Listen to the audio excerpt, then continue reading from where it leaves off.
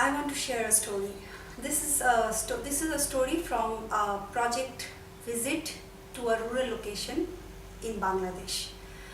I was interacting with a group of rural women, and we are talking about the challenges that they face while getting some of the government services which are made for them. So one of them is a leader and who has some affiliation to political representation, and she sits in some of the decision-making bodies of the local governments. So she said that almost for the last 1 year, she has been trying almost on regular basis to have proper roads connecting villages so that it will help the young girls to go for higher education, which is also related to the security issue of women and girls there.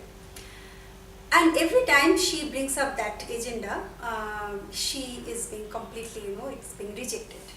In one of those meetings, a man proposed the same, point, saying that its interconnecting roads are so important to promote communication between the villages, and it would enhance business and other stuff. And immediately it got supported by the other members, most of whom were obviously men, and sanctioned by the development officer.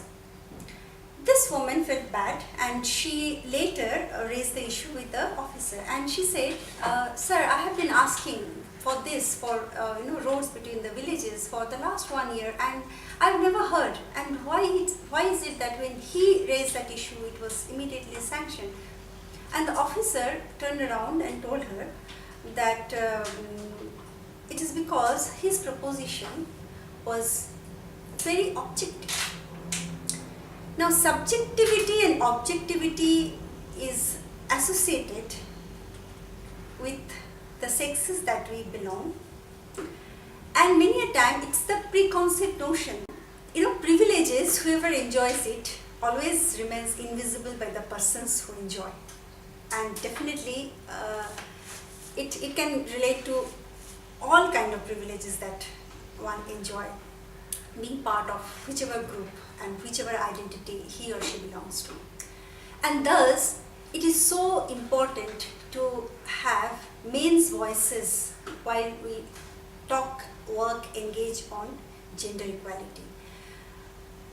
Also in the division, if we see, most of the gender-based violence and gender-based discrimination have got cultural sanctions and religious sanction. And that is so important, and it's so settled within us, it is almost omnipresent. And here is a big challenge, that how do we address that?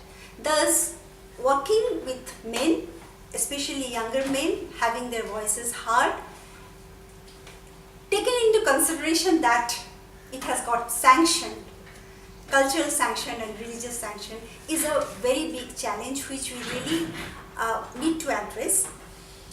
In our programs and projects, I think we need to come up with